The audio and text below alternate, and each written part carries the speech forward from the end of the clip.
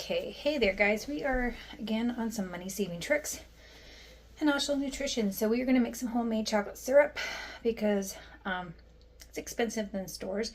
Now I have an ingredient house, sorry that's my coffee maker, let me know when my coffee's done.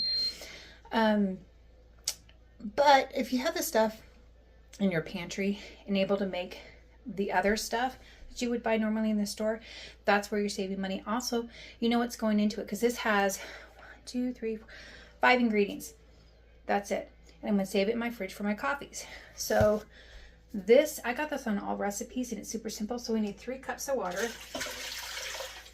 Super easy. This calls for 3 cups of sugar. Now you can adjust your sugar level if you want. My sugar's hardened up, so hang on. Okay, trick, use your potato masher. Okay, so next time I put the sugar in that container, I'm going to throw in a slice of bread to help absorb the moisture. So we're going to need 3 cups of sugar. 1, 2,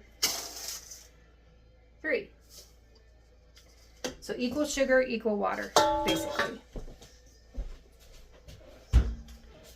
And guess what? I've already made a mess. And I have this like little induction burner, so I don't have to turn my stove on all the time.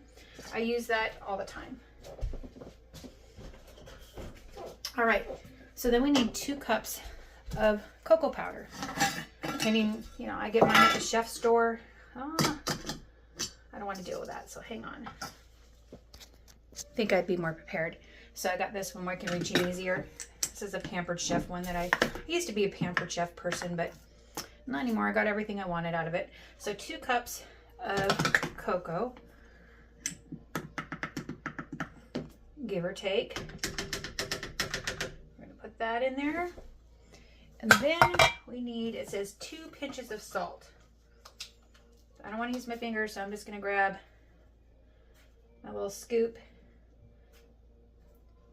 To me, that's about 2 pinches, because pinches is, you know, like that. So we're going to move this out of the way. We're going to turn this on. And I'm going to put it on medium-low. And it's starting, so I'll put it on medium. Start.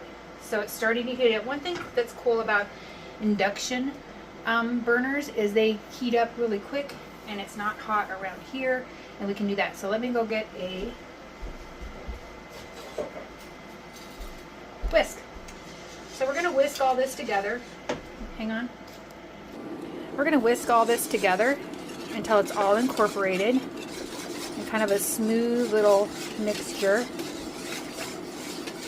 So this might take a minute, and I'll show you what it looks like afterwards. Okay, see how it's starting to come together?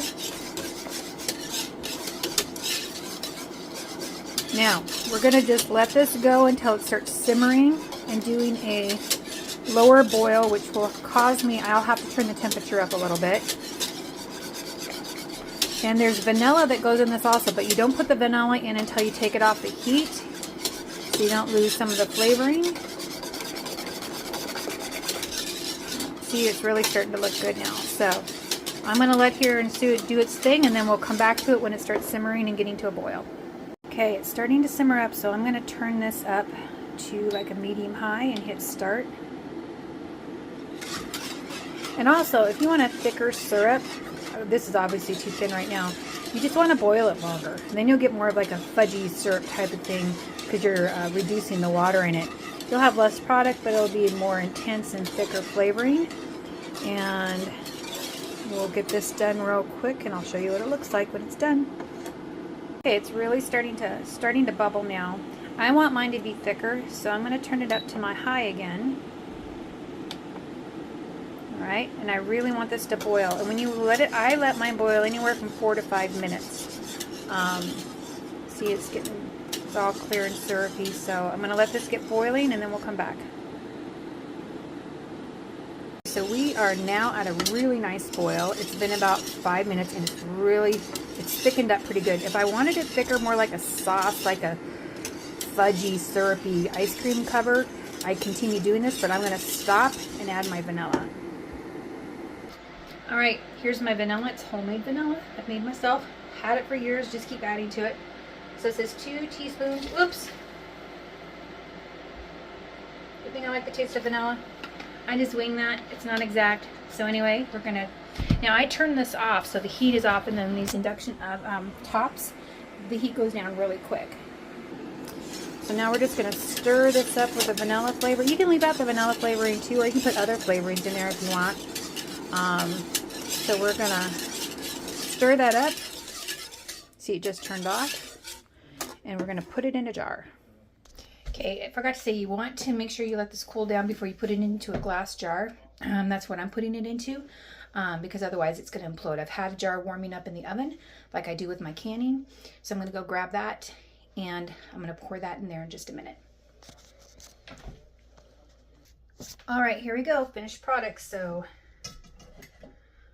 get that out of my hand because I'll end up dropping something. I'll try not to spill.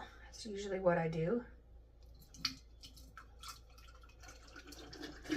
So that batch made about a quart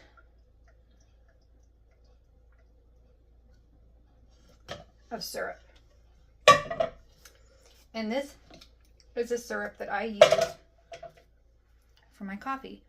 Yeah, is it a little waterier than what they have in the store? Yeah, you can make it thicker if you want. This is perfectly fine for me, for my coffees.